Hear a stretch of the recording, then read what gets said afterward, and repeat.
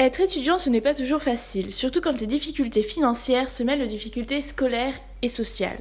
De nombreux étudiants se retrouvent à devoir assumer de multiples dépenses telles que le loyer, les courses, les transports, alors qu'ils disposent de très peu, voire aucune source de revenus.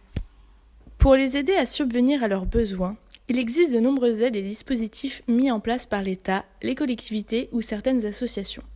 Cependant, ces aides ne sont pas toutes connues des étudiants. Nous allons donc vous faire un récap des principales aides disponibles.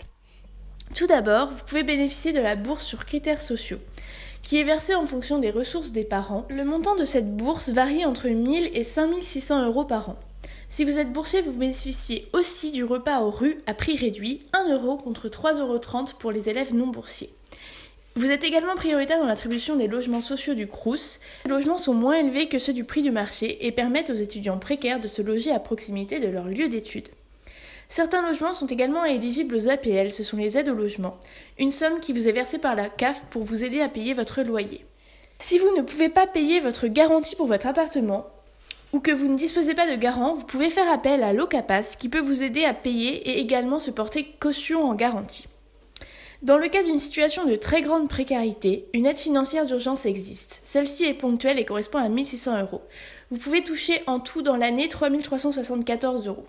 C'est un dispositif beaucoup moins connu par les étudiants, mais qui pourtant peut se révéler utile pour ceux dans le besoin. Certaines villes et collectivités mettent aussi en place des aides pour les étudiants, comme le revenu minimum étudiant, qui est disponible dans certaines villes comme Dunkerque par exemple. Les critères pour recevoir cette aide et le montant de celle-ci dépendent des villes. Il faut donc vous renseigner auprès de vos villes d'habitation ou celles de vos parents. Si vous voulez passer votre permis, mais que vous n'avez pas les moyens financiers, il y a la possibilité de payer 1 € par jour le permis avec un dispositif de l'État. Pour les étudiants en apprentissage et majeurs, une aide de 500 € vous est accordée pour le paiement de votre permis.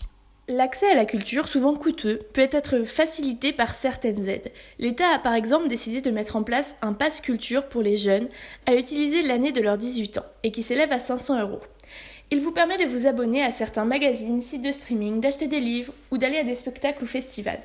Ce pass n'est pas encore disponible dans toute la France, il faut donc vous renseigner auprès de votre région pour savoir si elle le propose ou non.